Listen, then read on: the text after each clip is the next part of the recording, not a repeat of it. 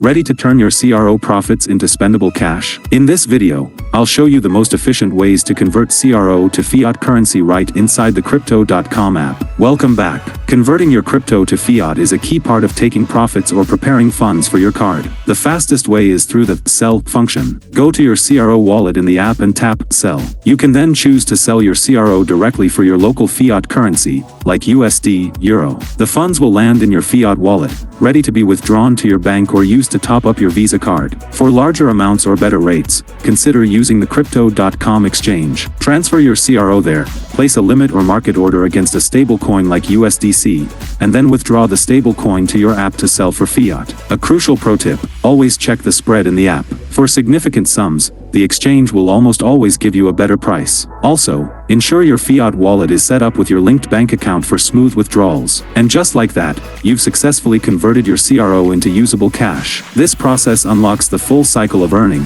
spending, and profiting from crypto. Now, let's talk about one of the best perks. In the next video, we'll dive into how you get that sweet cash back. Stay tuned.